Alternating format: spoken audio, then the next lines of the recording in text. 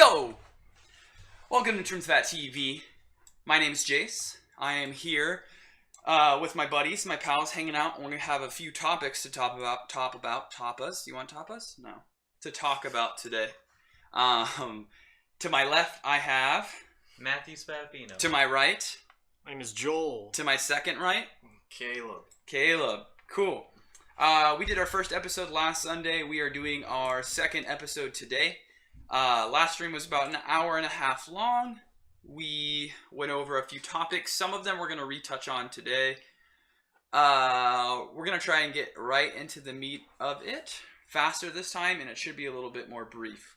So I get to talk about this again. Last week I talked about Beyond Good and Evil 2, and I basically said that... I will be talking about this game every day until it's released. I've been talking about it every day.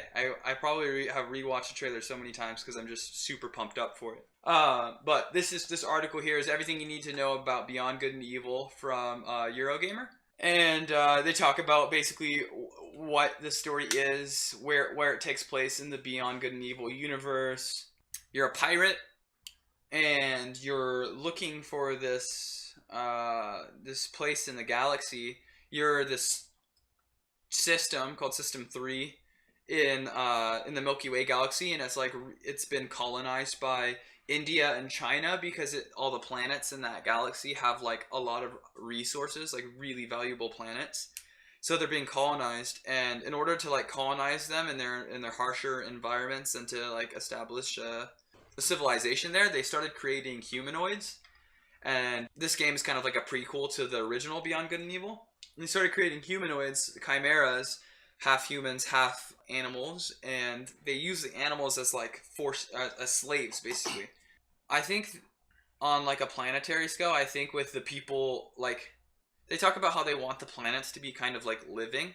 A lot of games that have this scope, that have this idea to like have a whole galaxy, and we're gonna make it so grand and so big. On the macro level, it's amazing on like the whole idea that I can go everywhere, but on the micro level, they really fail. In these little towns and stuff you go into, it's just dry. The ones that I think about, like, obviously we can bring up No Man's Sky, we can bring up Elite Dangerous, we can bring up what are some other like really. The reason why GTA 5 works so well is because it doesn't go too big. Yes, it's gotten bigger and bigger and bigger, but it still hasn't gone too big to the point where towns are repetitive, people are repetitive, buildings are repetitive, you know? And I feel like when you start to go big, so big on a galaxy level, things start to get really redundant. No Man's Sky.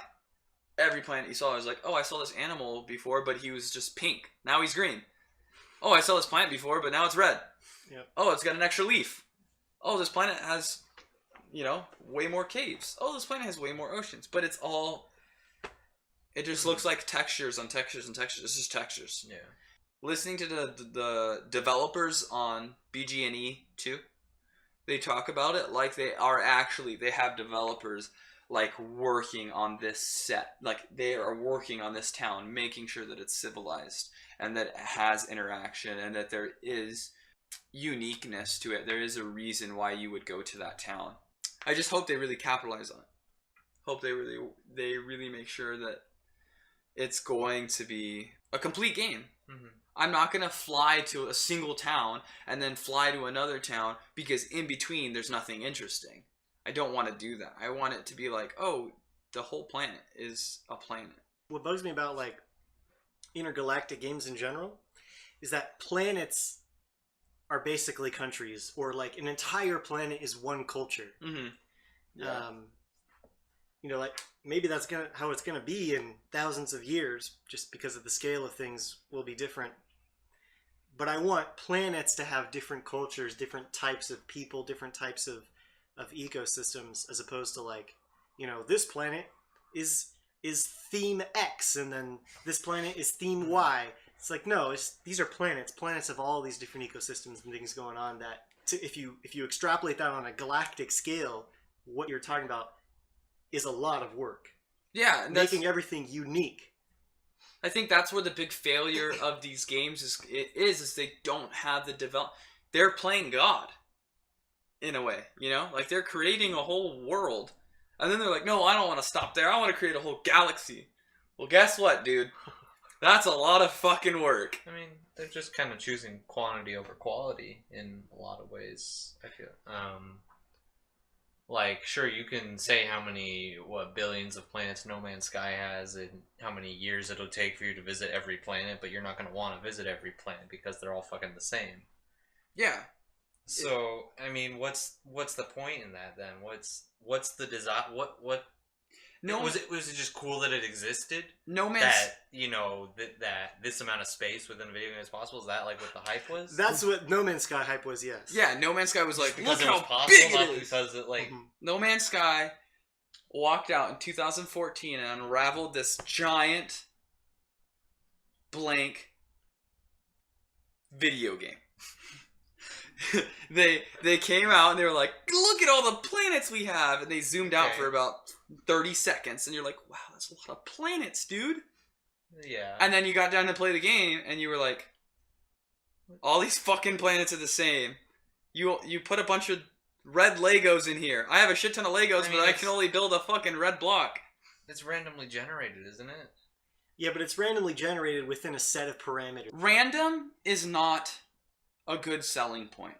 Right. When you say, this is randomly generated, someone had to make that algorithm for the randomness and implement the assets that are dispersed in random, right? Sure. You get this soup that is always random, but tastes the same. Because it's using the same assets. It's regurgitated. It's constantly the same soup in just different ways. When I was making video games and I was doing my 3D animation courses and I was trying to make video games, I wanted my game to be everything. I wanted it to be the universal game, right? I think everyone that makes video games wants to sit down and they have this idea and they're like, I want to add this, I want to add that, I want to add this, I want to add that. And you sit down and make it and you're like, well, I can't add this. Darn it. Otherwise it gets... it's really wide, but it's not very tall. Ooh. Last week we talked about AR and VR. Steam has new Knuckles controllers, not from Sonic.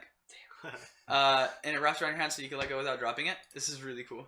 This is the next gen Steam VR controller. I'll go ahead and mute this. Isn't that badass? Because if you think about it like that, the issue is like when you were playing games, like you were constantly gripping the control, but now I wonder how it feels. Yeah. So can he take all of his fingers off? Yeah, because it straps around the palm of your hand. But the cool thing is, look, you can individual fingers. Look at that. Oh yeah. That's okay. So I think for VR and AR to really move forward, we need to be able to play the game and like move. I think it's just really silly right now where like you have to build a whole room to like be able to walk around in the game you're playing.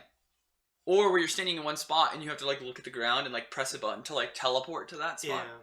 That's the only thing that I'm thinking is like where AR and VR is really disconnected. Like how they controlled Reptar and Rugrats in Paris. Wait, what? Have you not seen that? No. You haven't seen Rugrats in Paris? I don't remember. Well, yeah, they had, that's how they would control the Reptar, giant, yeah. big-ass mechanical Reptar, is they had the moon shoes, and they would walk on this pad that would move when their feet moved. He was on the the VHS cover. But yeah, they had boots and gloves, and then that would control the big mechanical monster. What? Oh. That's crazy. So the sensor's all over the controller. Mm-hmm. That's crazy. Yeah. If we can get a girl to sit in, we would make hella money. Which is probably true. Yeah. Oh, absolutely. Oh, absolutely. Matthew looks like you're dressing up as a girl next week. Oh! Can you do that? Can you please do that? We still have a few more topics on board. We were going to talk about Cliff Bleszinski's Lawbreakers, that new first-person shooter. It was supposed to be a free-to-play, but recently they actually changed that, and I think it's going to be $30, $50 at release. Yeah, but it's like a classic arena first-person shooter game, and they've got some weird like physics platforms or zones within the maps, where some parts have normal gravity and some parts have zero gravity. It kind of caters to like that old Quake, old Doom audience where movement and projectiles are like your focus of like how the competitive focus on the game. It looks cool. It looks fun. Cliff Bleszinski is the creator of Gears of War. Epic Games, I think was it. I fell upon this game like 3 days ago. And I watched a video for it. I was like, oh, this looks cool. It looks like other games. And so I feel like it's going to be one of those games it's going to release. It's going to have a big name, Cliff Bleszinski, on it. But there's not going to be a player base. It's another arena shooter that comes out, only has online activity, online play, and then the servers only last for 3-4 months, and then they're gone because there's no players. That's my issue with a lot of the games that are... So like Brink? Brink.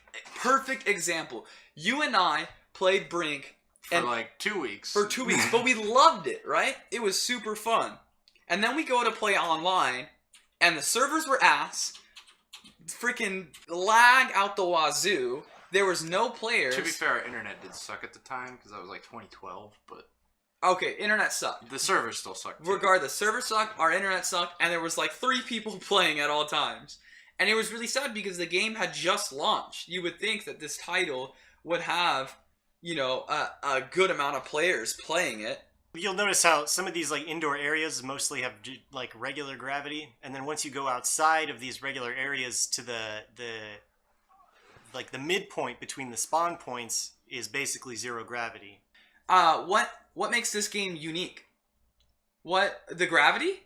I don't think that's a big enough selling point for me to be like 100% sold on this game. What's gonna make this game be the next arena shooter? You know, Unreal Tournament is dead. Doom servers even didn't last. Quake Remastered probably won't last or be a really niche game. I mean, it'll still be appealing to the Quake audience, I'm sure. No, I think the Quake audience is going to play Quake. The Quake audience is going to play Doom. They're not going to play this game. This game has to generate a new player base. And is it good enough to do that? A game that's based around playing against other players has to have other players to play against. Right? Uh-huh. So, that's sad face. I'm worried that I'm going to buy this game and I'm not going to be able to play with anyone in 3 months. One of our topics on here is, one thing we didn't put down as a topic, but I kind of want to bounce around with you guys, is I have this like dilemma now where I have a huge Steam library, right? I have all these games to play, but I feel so unmotivated to play these games. I bought Doom, finally. I bought Beyond Good and Evil because I'm excited for the sequel, so technically the prequel. And I played Beyond Good and Evil, the 2003 game, and I played for like 2 hours and I had a lot of fun. I recorded footage, I was going to release a video on it, but now I just can't find the motivation to play it, even though I had a lot of fun. I just can't find the motivation to play it just because I feel like every time I sit down to play a video game, I have to invest some time. Is it being an adult? Now? Is it like growing up? Like, because when I was a kid, I could no-life video games for days and days and days. Is it the fact that I have a job? I think all those things are part of it, but it goes back to the question of the difference between a non-multiplayer game and a multiplayer game. So like non-multiplayer games that I've played recently is like the Zelda games or like Mario Kart even. Yeah. Where in Mario Kart, I'm trying to grind and unlock everything, and I still haven't done that. And then in Legend of Zelda, it's an awesome game. It's really intriguing. The story is classic Zelda, and it looks great. You know, I just get to a point where there's so much in the game. There isn't really a real motivation or meaning behind beating the game that I don't even know what it means to beat a game anymore. We're insulated by the multiplayer genre, whether it's first-person shooters or, you know, something like Civ 5, just anything. We don't really care anymore about beating video games. Yeah, okay, so I remember playing on PlayStation, and there was obviously people that were like trophy whores. Their goal was to play a game through and get all the trophies. You were kind of that way. You would play a game, and you're like, oh, I want to try and get this trophy. I did that for Modern Warfare 2. I platinumed that game. It's really difficult now for me to get into a game and be like, man, I really want to play this game every day of my life. I have these default games that I go to. Well, I'd hope that's the case. Yeah, I but don't want you to play the same game every day. I think it's really beautiful. I think it's really beautiful that there are people that have played World of Warcraft since vanilla, right? And they love that game, and they play it every day, and they have played it every day. They may or may not still be having fun, but by this point they've put money into that game. Maybe it's addiction. Hundreds of dollars. Absolutely. But if you're playing since vanilla, thousands. Oh, thousands. If you For play your monthly subscription? Oh, yeah. Yeah.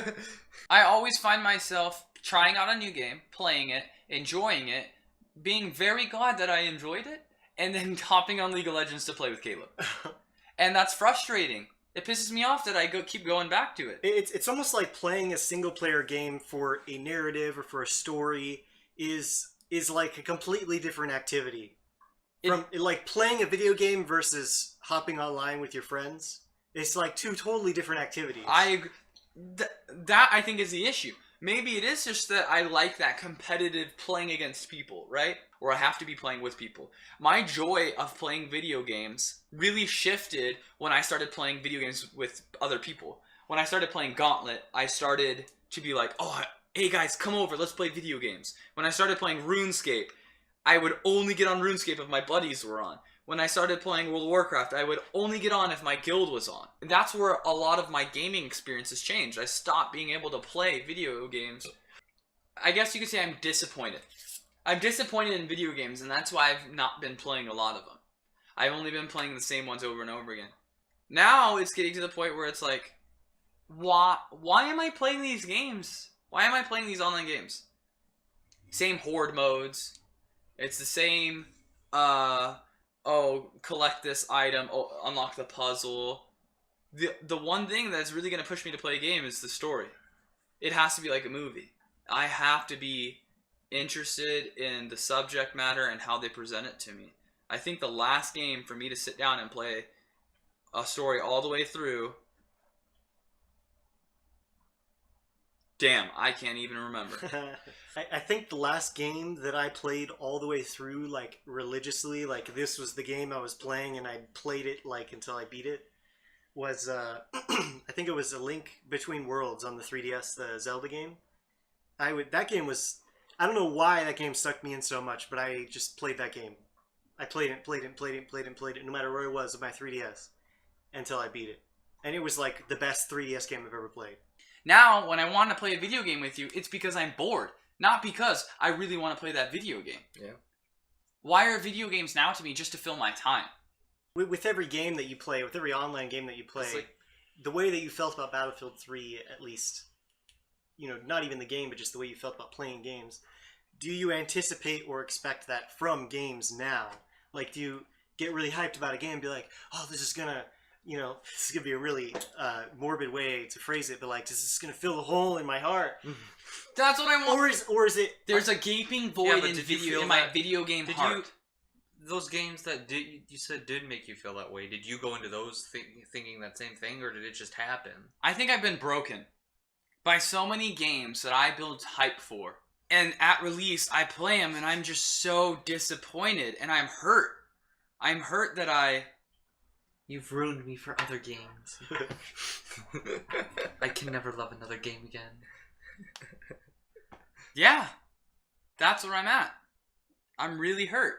I'm a video gamer and I haven't found that video game passion in games as of recently.